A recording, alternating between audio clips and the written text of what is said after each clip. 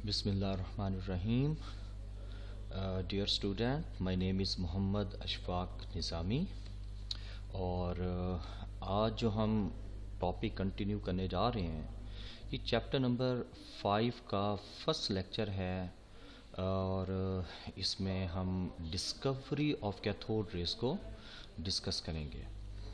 इसमें जो chapter name है एटॉमिक स्ट्रक्चर, ये हमें क्या बता रहा है कि थ्रू आउट हम एटम के स्ट्रक्चर को डिस्कस करेंगे कि एटम किन किन सब एटॉमिक पार्टिकल पर मुश्तमिल होता है और उनकी पोजीशन कहाँ होती है एटम के अंदर और इनको किन लोगों ने डिस्कवर किया था, किन साइंटिस्ट ने डिस्कवर किया था। चलें जी, इसको स्टार्ट करते हैं। पहले मैटर से। बेटा, जब आपसे कहा जाए कि what is the simplest definition of chemistry, आप क्या कहते हो? Chemistry is the study of matter. और मैटर क्या है? Anything which has mass and occupy space is called as matter. हर वो चीज़ जो वज़न रखे, जगह घेरे, आप उसको मैटर का नाम देते हो। तो मैटर लिविंग भी हो सकता है, मैटर नॉन लिविंग भी हो सकता है। आपके सामने जो डायग्राम है इसमें आपको सॉलिड, लिक्विड, गैसेस, ये तमाम मैटर की स्टेट दिखाई दे रही है। तो ओवरऑल हमारी जो पूरी यूनिवर्स है, इंटायर यूनिवर्स, ये मैटर की बनी होती है। और मैटर का सबसे जो स्मॉलेस्ट पार्टिकल है वो क्या है? एटम है। आपने फर्स्ट चैप्टर के अंदर पढ़ा था कि जो ग्रीक फिलोसोफर थे और इवन उसके बाद फिर जॉन डाल्टन, एटॉमिक थ्योरी में जॉन डाल्टन ने ये कहा था कि all type of matter consist of smallest indivisible particles called as atom. Atom matter का सबसे छोटा पार्टिकल है जो फर्दर डिवाइजेबल नहीं है। फिर बाद में कुछ और लोग हैं, कई साल बाद उन्होंने जो जॉन डाल्टन एटॉमिक थ्योरी थी और इससे पहले जिन लोगों ने कहा था कि मैटर का सबसे छोटा पार्टिकल क्या होता है? एटम। उनको इन लोगों ने एक्सपेरिमेंटली प्रूफ किया कि क्या वाकई ही एटम सबसे छोटा पार्टिकल होता है या इससे भी छोटे छोटे पार्टिकल एटम के अंदर मौजूद होते हैं। तो इसमें बहुत बड़े जो नाम है, आपको पता है, विलियम क्रुक्स है, जे थॉमसन है, जेम्स चैडविक है, गोल्डस्टाइन है। इन लोगों ने एक्सपेरिमेंट किए और एक्सपेरिमेंटली प्रूफ किया कि एटम ये स्मॉलेस्ट पार्टिकल नहीं है मैटर का, बल्कि एटम से भी छोटे छोटे पार्टिकल होते हैं, यानी सब एटॉमिक पार्टिकल होते हैं जिनसे एटम मिलकर बना होता है। उनमें electron, proton, neutron, neutrino, anti neutrino, तकरीबन मोर देन 100 सब एटॉमिक पार्टिकल एग्जिस्ट करते हैं एटम के अंदर। यानी वो पार्टिकल जिसको पहले सबसे छोटा पार्टिकल माना जाता था, आज उससे भी कई छोटे छोटे पार्टिकल उसके अंदर मौजूद होते हैं। आपके सामने ये जो डायग्राम है, ये डायग्राम बेसिकली बेटा क्या बता रही है कि जो एटम है इसके अंदर स्मॉलेस्ट पार्टिकल में आप देख रहे हो जो सेंटर है, इसके अंदर न्यूक्लियस, इसको न्यूक्लियस बोला जाता है, जिसके अंदर प्रोटॉन और न्यूट्रॉन होते हैं। और इसके बाहर क्या होते हैं? एलिप्टिक ऑर्बिट होते हैं जिनके अंदर इलेक्ट्रॉन रिवॉल्व कर रहे होते हैं। ये एटम का स्ट्रक्चर है। तो आइए देखते हैं इस स्ट्रक्चर तक पहुंचने के लिए किन किन साइंटिस्ट की कंट्रीब्यूशन शामिल हैं और उनके एक्सपेरिमेंटल वर्क को हम स्टडी करेंगे। तो सबसे पहले हम कंटिन्यू करने लगे हैं डिस्कवरी ऑफ कैथोड रेस, जो कि बेसिकली डिस्कवरी ऑफ इलेक्ट्रॉन तक जाता है। सबसे पहले हम ऑपरेटर्स की तरफ आते हैं। बेटा, आपके सामने जो डिस्कवरी ऑफ कैथोड रेस है या डिस्कवरी ऑफ इलेक्ट्रॉन है, उसके लिए जो ऑपरेटर्स यूज़ किया गया था, उस ऑपरेटर्स को हम डिस्चार्ज ट्यूब का नाम देते हैं। और इस डिस्चार्ज ट्यूब की जो कंपोजिशन है वो क्या है कि ये मुकम्मल तौर पर बेटा गिलास की बनी होती है और इसके दोनों एंड पे दो मेटल इलेक्ट्रोड होते हैं और एक इलेक्ट्रोड को हम बैटरी के नेगेटिव टर्मिनल के साथ और दूसरे इलेक्ट्रोड को बैटरी के पॉजिटिव टर्मिनल के साथ कनेक्ट कर देते हैं। जो नेगेटिव के साथ कनेक्टेड होगा it will act as cathode और जो पॉजिटिव के साथ कनेक्टेड होगा वो एनोड के तौर पर एक्ट करेगा। इसके अलावा इस डिस्चार्ज ट्यूब के अंदर हम कोई भी गैस लेते हैं, कोई भी सब्सटेंस लेते हैं या एयर वेपर लेते हैं और उसको एक स्पेसिफिक प्रेशर पर हम स्टडी करते हैं और स्पेसिफिक प्रेशर के लिए यानी लो प्रेशर हम इसमें मेंटेन करते हैं। और लो प्रेशर को मेंटेन करने के लिए इसके एक एंड पर वैक्यूम पंप लगा होता है और वैक्यूम पंप का काम क्या होता है, जो अंदर की एयर होती है हम उसको क्या करते हैं, बाहर निकालते हैं। यानी कोई भी आप सैंपल ले रहे हो उसको मखसूस प्रेशर पर अगर स्टडी करना हो तो उसके लिए हम क्या यूज़ करते हैं, वैक्यूम पंप का इस्तेमाल कर रहे होते हैं। नेक्स्ट वन, इस पूरे ऑपरेटर्स को हमने हाई वोल्टेज बैटरी के साथ कनेक्ट किया होता है और इस हाई वोल्टेज बैटरी की मदद से हम दो प्लेट्स के दरमियान एक हाई पोटेंशियल डिफरेंस क्रिएट करते हैं और ये तकरीबन 5000 टू 10,000 वोल्ट तक होता है जो हम पोटेंशियल क्रिएट कर सकते हैं इस बैटरी की मदद से। लेकिन एग्जैक्ट हमने कितना वोल्टेज अप्लाई करना है कि 5000 है, 6000 है, 7000 है, ये डिपेंड करता है किस चीज़ के ऊपर, दो चीज़ों के ऊपर।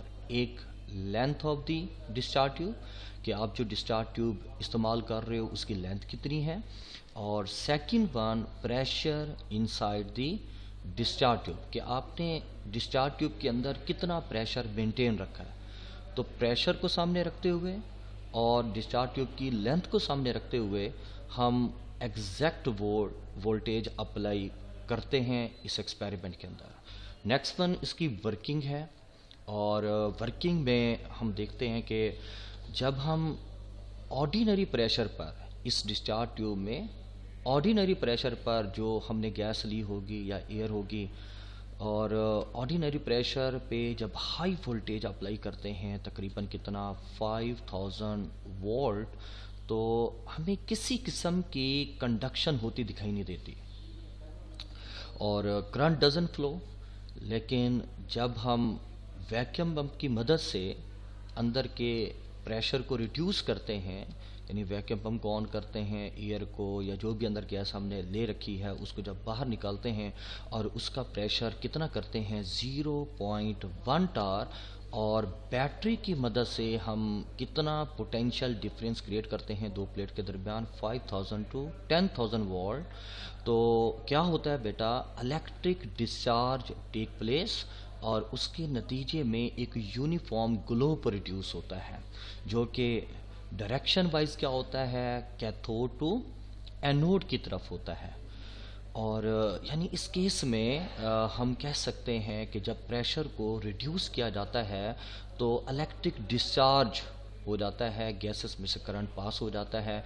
और इसकी वजह हम क्या देख रहे होते हैं कि जब हम गैस को ऑर्डिनरी प्रेशर पर लेते हैं तो उसमें गैस के मॉलिक्यूल की तादाद बहुत ज़्यादा होती है, मॉलिक्यूल एक दूसरे के करीब करीब होते हैं और जिसकी वजह से जो करंट होता है वो फ्लो नहीं कर पाता। ये बिल्कुल ऐसी है कि अगर एक ग्राउंड के अंदर 10,000 लोग मौजूद हैं और हमने वहाँ से एक लाइन में स्टूडेंट को लेके जाना हो तो क्या वो आसानी से वहाँ से गुज़र पाएंगे, उस ग्राउंड को क्रॉस कर पाएंगे? बिल्कुल भी नहीं, क्योंकि जब वो ग्राउंड क्रॉस करना शुरू करेंगे तो बहुत ज़्यादा क्राउड होने की वजह से जो लाइन होगी उसमें मौजूद जितने भी स्टूडेंट होंगे वो डिस्पर्स हो जाएंगे, अंदर हिंड्रेंस होगी, रुकावट होगी।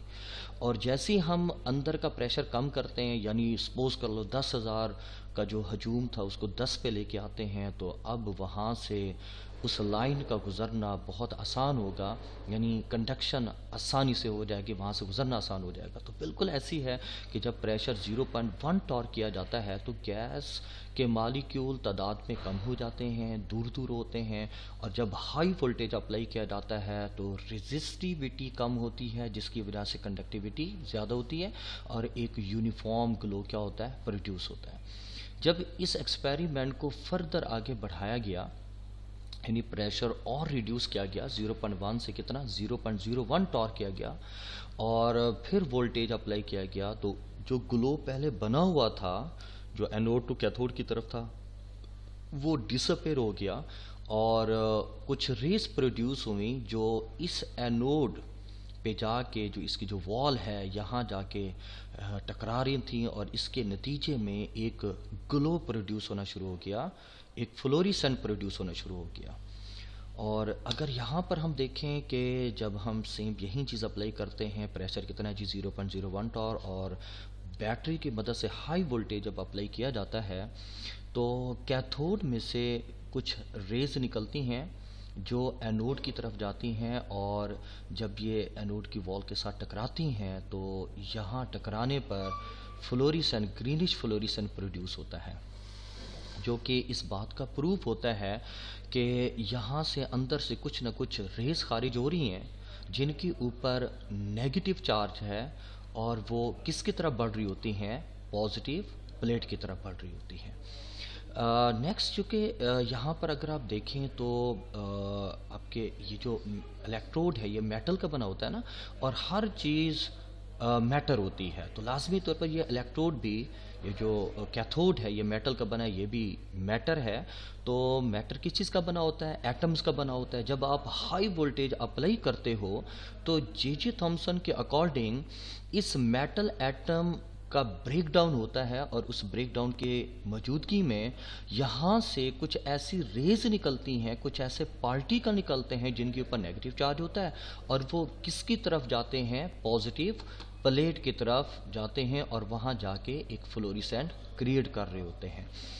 तो बहरहाल ये चूँकि कैथोड से निकल रही होती है, इस वजह से इनको कैथोड रेस का नाम दिया गया, फिर बाद में इनको इलेक्ट्रॉन का नाम दिया गया। तो ये तो था डिस्कवरी ऑफ कैथोड रेस, और इसमें हम आगे बढ़ते हैं प्रॉपर्टीज़ की तरफ।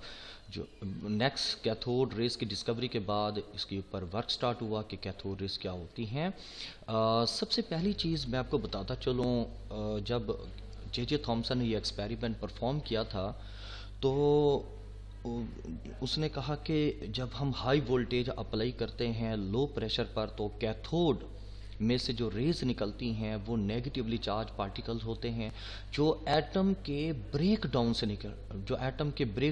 बन रहे होते हैं, यानी एटम टूट रहा होता है। और इससे पहले ये माना जा रहा था कि एटम न्यूट्रल होता है। तो जे थॉमसन ने कहा कि अगर एटम न्यूट्रल है, यहाँ से एटम निकल रहे हैं, तो वो पॉजिटिव प्लेट की तरफ ना जाते हैं, क्योंकि जो एटम होता है ना तो वो पॉजिटिव की तरफ झुकाव करता है ना वो नेगेटिव की तरफ झुकाव करता है। तो जे थॉमसन के अकॉर्डिंग ज़रूर अंदर मेटल इलेक्ट्रोड में से कुछ ना कुछ ऐसे पार्टिकल निकलते हैं एटम के टूटने पर जिन पे नेगेटिव चार्ज होता है और वो पॉजिटिव प्लेट की तरफ जाते हैं। लेकिन लोगों ने इसके ऊपर एतराज़ किया। उन्होंने जे थॉमसन को कहा कि भाई ये भी तो हो सकता है जब आपने हाई वोल्टेज अप्लाई किया हो तो अंदर लाइट हो, ये जो सिंपल जो करंट है ये लाइट की शक्ल में हो रहा हो, क्योंकि ये दिखने में लाइट जैसा होता है, तो ज़रूरी नहीं है कि ये कैथोड रेज हो, नेगेटिवली चार्ज पार्टिकल हो। तो इस चीज़ को प्रूफ करने के लिए कि क्या ये लाइट हैं, सिंपल लाइट हैं, या फिर ये इलेक्ट्रॉन्स हैं, कैथोड रेज हैं, उसके लिए एक एक्सपेरिमेंट परफॉर्म किया गया जो कि 1895 में जे पेरी ने किया था। उसने सेम यही डिस्चार्ज ट्यूब एक्सपेरिमेंट रिपीट किया। ये क्या बेटा कैथोड, और ये क्या जी एनोड। इसके अंदर आपको एक छेद दिखाई दे रहा है, होल दिखाई दे रहा है। जब हम हाई वोल्टेज अप्लाई करते हैं लो प्रेशर पर तो इसमें से क्या निकलती हैं बेटा, कैथोड रेज एमिट होती हैं जो कि यहाँ से इस होल में से निकलेंगी और एक बीम की शक्ल में स्ट्रेट आ जाएंगी। तो जब जे पेरी ने इन कैथोड रेस के रास्ते में मैग्नेटिक फील्ड को अप्लाई किया तो मैग्नेटिक फील्ड की मौजूदगी में ये रेज डिफ्लेक्ट हो गई, यानी अपने रास्ते से हट गई। चूँकि इनको स्ट्रेट जाना चाहिए था, ये क्या हो जाती बेटा, बेंड हो जाती हैं। और इन रेस का बेंड हो जाना इस चीज़ का प्रूफ था कि ये कैथोड रेस लाइट नहीं है, ये क्या है, ये पार्टिकल्स हैं जिनके ऊपर कोई ना कोई चार्ज होगा। बहरहाल ये एक ऐसा एक्सपेरिमेंट था जिसने जे थॉमसन के वर्क को ज़्यादा अच्छा शो किया कि जे थॉमसन की बात को उसने सच साबित किया कि वाकई कि ये लाइट नहीं है, ये पार्टिकल्स होते हैं। फिर जे थॉमसन ने सेम यही एक्सपेरिमेंट 1897 में दोबारा रिपीट किया, लेकिन इस बार उसने ये साबित करने के लिए कि इन रेज पर कौन सा चार्ज है, नेगेटिव है या पॉजिटिव चार्ज है, क्योंकि ये मैग्नेटिक फील्ड के अंदर बेंडिंग शो कर रही हैं, तो इनके ऊपर डेफिनेटली कोई चार्ज है। अगर ये न्यूट्रल होती है तो ये बेंड ना होती, ये बिल्कुल स्ट्रेट लाइन ट्रेवल कर जाती। तो उसने इस डिस्चार्ज ट्यूब के अंदर उसने प्लेट्स लगा दी, इलेक्ट्रिक प्लेट्स, पॉजिटिव और नेगेटिव, और जब हाई वोल्टेज अप्लाई किया तो उसके नतीजे में जो कैथोड रेज निकली, तो ये कैथोड रेज इलेक्ट्रिक फील्ड की मौजूदगी में पॉजिटिव प्लेट की तरफ बेंड कर जाती हैं। तो इनका बेंड होना इस चीज़ को प्रूफ कर देता है कि ये cathode rays negatively charge particle होती हैं और इनके ऊपर नेगेटिव चार्ज होता है, और इस वजह से ये पॉजिटिव प्लेट की तरफ बेंड कर जाती हैं। नेक्स्ट इसके बाद जब जे थॉमसन ने दोनों फील्ड को एक ही वक्त में अप्लाई किया और दोनों की स्ट्रेंथ सेम रखी, तो उससे क्या हुआ कि दोनों फील्ड ने एक दूसरे के अफेक्ट को कैंसल आउट कर दिया, और जो कैथोड रेज थी वो बगैर किसी डिफ्लेक्शन के स्ट्रेट लाइन पास हो गई। जो हमारे पास नेक्स्ट प्रॉपर्टी है वो है फ्लोरिसेंस। आपने बेटा ऑब्जर्व किया कि जब कैथोड में से रेज निकलती हैं तो वो एनोड साइड पे मूव करती हैं और वॉल ऑफ द गिलास के साथ स्ट्राइक करती हैं, तो उसके नतीजे में ग्रीनिश फ्लोरिसेंट प्रोड्यूस होता है। तो क्या हर बार ग्रीनिश फ्लोरिसेंट प्रोड्यूस होगा? वो कहता है जी, आप अगर गिलास की कंपोजिशन को चेंज कर दो, यहाँ या वहाँ पर कोई फ्लोरिसेंट मटेरियल लगा दो, फॉर एग्जांपल अगर आप एलुमिना लगा देते हो, तो उसके नतीजे में जब कैथोड रेज टकराएंगी एलुमिना के साथ, तो उस केस में एक रेड ग्लो पैदा होगा, रेड फ्लोरिसेंट प्रोड्यूस होगा। और अगर आप टिन SN को लगाते हो तो उसके नतीजे में जो ग्लो पैदा होता है वो येलो कलर का होता है। नेक्स्ट जो हमारे पास प्रॉपर्टी है स्ट्रेट लाइन मोशन। जो कैथोड रेज होती हैं ये हमेशा स्ट्रेट लाइन ट्रैवल करती हैं, और अगर आप इन कैथोड रेज के सामने कोई ओपैक ऑब्जेक्ट प्लेस कर दो, बेटा ये कैथोड डिस्चार्ज ट्यूब है, और आपने क्या किया, आपने इस बैटरी को इन इलेक्ट्रोड्स को बैटरी के टर्मिनल के साथ जोड़ रखा है, इसको नेगेटिव के साथ और इसको पॉजिटिव के साथ, और इस पॉजिटिव एनोड को आपने आगे किसके साथ कनेक्ट कर रखा है, एक ओपैक ऑब्जेक्ट के साथ जो क्रॉस शेप में आपको दिखाई दे रहा है। तो यानी ये एज अ एनोड भी वर्क कर रहा है और ये क्या है जी, ओपैक ऑब्जेक्ट भी है। जब आप हाई वोल्टेज अप्लाई करते हो तो ये कैथोड रे जब इस ओपैक ऑब्जेक्ट के साथ टकराती हैं, तो ओपैक ऑब्जेक्ट टकराने की सूरत में ये इस ओपैक ऑब्जेक्ट का शैडो बना देती हैं, और ये जो शैडो होता है ये बिल्कुल इस कैथोड के अपोजिट साइड पे होता है, जो इस बात का प्रूफ है कि जो कैथोड रेज हैं ये स्ट्रेट लाइन ट्रैवल कर रही होती है, जिसकी वजह से इस ओपेक ऑब्जेक्ट का जो शैडो होता है वो भी स्ट्रेट लाइन बन रहा होता है। तो ये शैडो इस कैथोड के परपेंडिकुलर होता है। नेक्स्ट इसमें जो प्रॉपर्टी आती है वो है मटेरियल पार्टिकल। जो कैथोड रेज हैं, चूँकि ये लाइट सिंपल लाइट नहीं है, ये रेज होते हैं, पार्टिकल्स होते हैं, तो ये ट्रैवल करती हैं, इनके अंदर किनेटिक एनर्जी होती है, इनका मास होता है, इनकी वेलोसिटी होती है।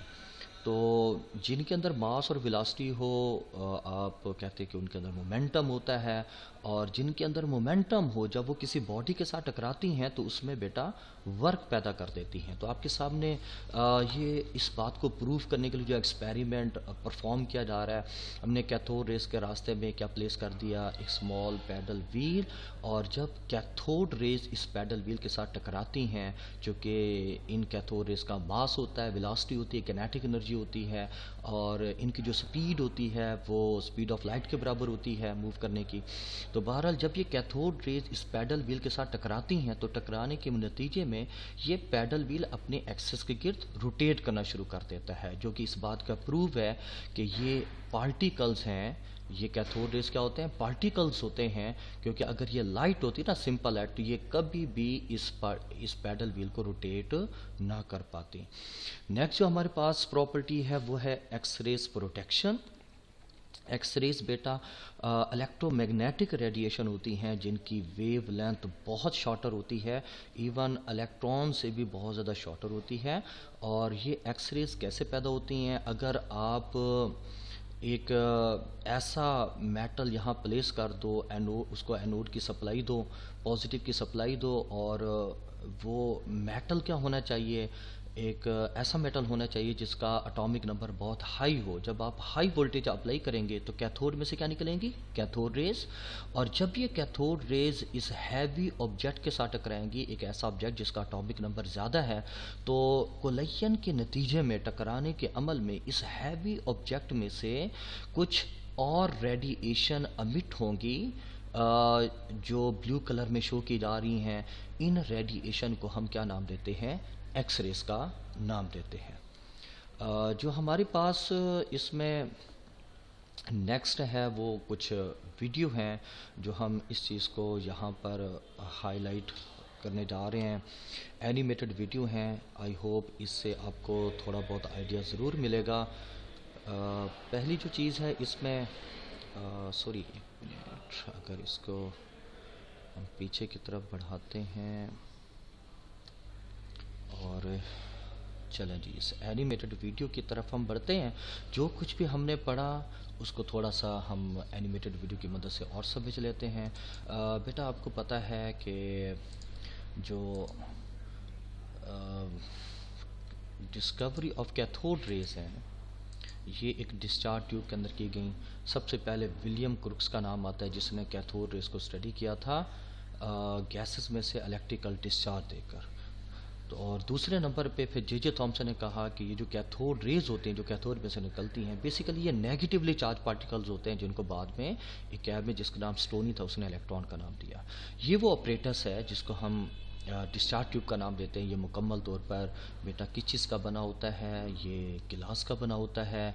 और आप देख रहे हो कि इसके दोनों एंड पर इलेक्ट्रोड्स हैं। ये वाला जो इलेक्ट्रोड है ये कैथोड, और ये वाला जो इलेक्ट्रोड है ये क्या बेटा, एनोड। और इसको हमने एक वैक्यूम पंप के साथ जोड़ रखा है, और इस वैक्यूम पंप की मदद से हम अंदर के प्रेशर को क्या करते हैं, मेंटेन रखते हैं। और इन दोनों इलेक्ट्रोड को हम हाई वोल्टेज अप्लाई कर रहे होते हैं। यानी आप एक स्टैंड होता है जिसकी मदद से हमने इस ट्यूब को हेल्ड किया होता है। जब हम प्रेशर को बहुत लो कर देते हैं और फिर हाई वोल्टेज अप्लाई करते हैं बिटवीन दीज टू इलेक्ट्रोड्स, तो हमें क्या दिखाई दे रहा होता है कि कैथोड में से कुछ रेज निकलती हैं जो कि ट्रैवल करती हैं फ्रॉम कैथोड टू एनोड। और ये सारा जो प्रोसेस होता है ये लो प्रेशर पर हो रहा होता है। लो प्रेशर पर जब हाई वोल्टेज अप्लाई किया जाता है ना बिटवीन दूस टू प्लेट, तो ये यहाँ से जो रेज निकलती हैं वो कहाँ जाके टकरा रही होती है, एनोड पे। और आप देख रहे हो यहाँ पर एक ग्रीनिश फ्लोरेसेंस प्रोड्यूस हो रहा होता है। नेक्स्ट इसके बाद इसकी कुछ प्रॉपर्टीज़ हैं वो हम देख रहे हैं कि ये नेगेटिवली चार्ज, ये स्ट्रेट लाइन मूव करते हैं। आप देख रहे हो कि ये बिल्कुल स्ट्रेट लाइन ट्रैवल करता है। अगर इसके रास्ते में ओपेक ऑब्जेक्ट प्लेस किया जाए तो जो शेडो बनता है वो स्ट्रेट लाइन होता है, यानी इस कैथोड के बिल्कुल अपोजिट बन रहा होता है, जो कि इस बात का प्रूफ है कि कैथोड रेज हमेशा स्ट्रेट लाइन ट्रैवल करेंगी। नेक्स्ट जो इसमें प्रॉपर्टी हमें मिलती है कि कैथोड रेज के ऊपर नेगेटिव चार्ज होता है। अगर हम कैथोड रेज के रास्ते में प्लेट्स लगा दे तो ये रेज जो हैं, ये जो आप दिखाई दे रही हैं, ये किसकी तरफ बेंड हो जाती हैं, पॉजिटिव प्लेट की तरफ, जो कि इस बात का प्रूफ है कि ये रेज अपने ऊपर नेगेटिव चार्ज रखती हैं। और लास्ट में जो प्रॉपर्टी हम देख रहे हैं कि ये मटेरियल पार्टिकल्स होते हैं, और ये क्या कहते हैं, अपने ऊपर चार्ज रखते हैं कि जब इनके रास्ते में मैग्नेटिक फील्ड अप्लाई किया जाता है तो ये डिफ्लेक्ट हो जाते हैं, और इनका डिफ्लेक्ट हो जाना इस बात का प्रूफ होता है कि ये अपने ऊपर चार्ज रखती हैं। जब कैथोड रेज के रास्ते में आप कोई हैवी ऑब्जेक्ट रख देते हो, कोई ऐसा मेटल जिसका एटॉमिक नंबर ज़्यादा हो, तो टकराने पर कुछ ऐसी रेज खारिज होती हैं जिनकी वेवलेंथ इलेक्ट्रॉन से भी बहुत शॉर्टर होती है। इनको क्या नाम दिया गया था, एक्स रेज का नाम दिया गया। तो बहरहाल ये वो प्रॉपर्टी हैं जो आपके सामने रखी गई। नेक्स्ट हमारे पास जो प्रॉपर्टी आती हैं वो है हीटिंग इफेक्ट। और आप जानते हैं कि जब कैथोड रेज किसी बॉडी के साथ टकराती हैं, अगर आप कैथोड के रास्ते में कनकेव मिरर रख दें तो कनकेव मिरर क्या होगा, तमाम कैथोड रेज को इकट्ठा करके जब वो किसी बॉडी के ऊपर गिराता है तो उसके नतीजे में वो बॉडी हॉट हो जाती है, गर्म हो जाती है। और लाजमी तौर पर जब वो गर्म होगी तो वो हीटअप हो जाएगी और ग्लो करेगी। तो ये हमारा एक एक्सपेरिमेंटल प्रूफ इसमें आ जाता है कि जब भी कैथोड रेज किसी बॉडी के ऊपर गिरती हैं तो वो उसको रेड हॉट कर देती हैं और वो ग्लो करना शुरू कर देता है रेड हॉट होकर। Next one ionization. जब आप कैथोड रेज को गैसियस सैंपल में से पास करते हो तो ये कैथोड रेज जब उन गैसेस के साथ टकराती हैं तो उनको आयोनाइज कर देती हैं, यानी वो गैसियस आयन में कन्वर्ट हो जाते हैं। इसकी वजह क्या बनती है? क्योंकि ये रेज नेगेटिवली चार्ज होती हैं, तो जो कोई भी सैंपल आयोनाइज हो रहा होता है तो लाजमी तौर पर वो उन रेज की मदद से आयोनाइज हो पा रहा होता है, उन रेस की मदद से आयोनाइज हो पा रहा होता है जो ऑलरेडी अपने ऊपर चार्ज रखती हैं। अगर ये न्यूट्रल होती हैं तो ये कभी भी गैसेस को आयोनाइज ना कर पाती। नेक्स्ट प्रॉपर्टी पेनिट्रेशन है।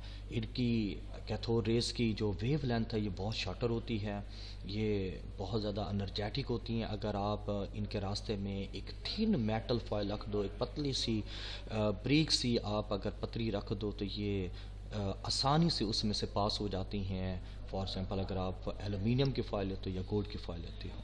Next property reducing effect. ये जो कैथोड रेज होती हैं ये जिस बॉडी के ऊपर गिरती हैं तो उसके अंदर एक केमिकल चेंज लाती हैं और इस इफेक्ट को हम रिड्यूसिंग इफेक्ट का नाम देते हैं। बेटा आप जानते होंगे कि जो रिडक्शन है वो गेन ऑफ इलेक्ट्रॉन का नाम होता है। जब भी कोई बॉडी इलेक्ट्रॉन गेन करती है तो बेसिकली वो रिडक्शन कर रही होती है। तो इस बिहाफ पे ये जो कैथोड रेज हैं ये एक रिड्यूसिंग इफेक्ट रखती हैं। नेक्स्ट हमारे पास आता है chart to mass value. J Thomson ने कैथोड रेज के चार्ज और मास की वैल्यू का रेशो लिया और उसको चार्ट टू मास वैल्यू जो मिली कैथोड रेज की वो 1.7588 मल्टीप्लाइड बाय 10⁻11 कूलम्स पर केजी मिला। और फिर उसने यही chart to mass value electron के लिए, तो पता ये लगा कि जो value chart to mass value cathode rays की होती है वही chart to mass value electrons की होती है। तो बेसिकली ये एक ही चीज़ है। जो कैथोड रेज हैं ये सिंपली क्या होते हैं? इलेक्ट्रॉन्स होते हैं। तो यहाँ से रिज़ल्ट क्या निकला? जे थॉमसन ने जो रिज़ल्ट निकाला उसके अकॉर्डिंग जो कैथोड रेज हैं बेसिकली इनके ऊपर नेगेटिव चार्ज होता है और ये नेगेटिवली चार्ज पार्टिकल होते हैं। इन पार्टिकल को स्टोनी ने फिर बाद में इलेक्ट्रॉन का नाम दिया और जब चार्ट टू मास वैल्यू निकाली गई कैथोड रेज की, इलेक्ट्रॉन की, तो वो हमेशा हर बार क्या रही? सेम रही। तो जब जे थॉमसन ने डिस्चार्ज ट्यूब के अंदर गैसेस सैंपल को चेंज किया, इलेक्ट्रोड को चेंज किया, हर बार उसने देखा कि इलेक्ट्रोड के चेंज करने पर या गैसियस सैंपल के चेंज करने पर हर बार जो उसको कैथोड रेज की चार्ट टू मास वैल्यू मिलती है वो हमेशा हर बार सेम रहती है। तो रिज़ल्ट ये निकला कि कैथोड रेज सिंपली इलेक्ट्रॉन्स होती हैं और हर मेटल इलेक्ट्रोड एटम का बना होता है। इसी तरह जो गैसियस सब्सटेंस होते हैं वो भी एटम के होते हैं। तो एटम के अंदर इलेक्ट्रॉन्स पाए जाते हैं और उन इलेक्ट्रॉन के ऊपर हमेशा नेगेटिव चार्ज होता है जिसकी chart to mass value same रहती है। That's the end of our lecture.